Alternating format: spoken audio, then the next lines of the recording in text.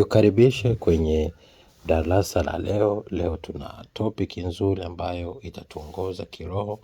Ni ndoto 4 upo chini ya maongozi ya Roho Mtakatifu. Ndoto 4 upo chini ya maongozi ya Roho Mtakatifu. Roho Mtakatifu ni roho ambaye anakuongoza ndani ya neno ili akupe nuru, akupe uzima, akupe mwanga. Na ndoto ni sauti kubwa mojawapo ya Roho Mtakatifu, kama yalivyo maono, kama Ayubu 33:14 mpaka 16 inavyosema, kama Hesabu 12:6 mpaka 8 inavyosema, na Habakuki 2:2 mpaka 3 inavyosema. Ndoto ya kwanza, unaonyeshwa kitu cha kufanya. Unapoona unaonyeshwa kitu cha kufanya, labda ni biashara, labda ni kazi, labda ni huduma, au maelekezo ya nini ufanye, jua ni Roho Mtakatifu mwenyewe anakuongoza.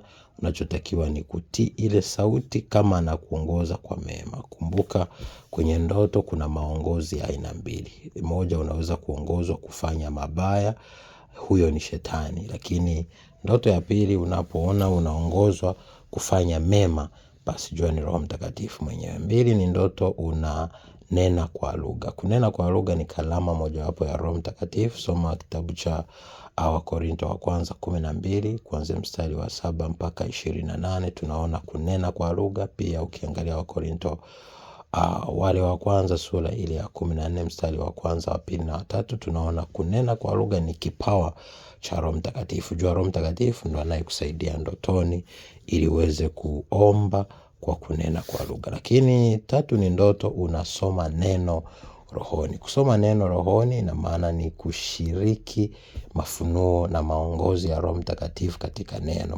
Maandiko yanasema atakufundisha yote na kukufundisha na kukukumbusha yote. Lakini 4, ni ndoto unaombewa na mtumishi sahihi rohoni. Kuombewa na mtumishi, yule mtumishi anakuwa ni ishara tu ambaye anakuwa amevaa Roho Mtakatifu.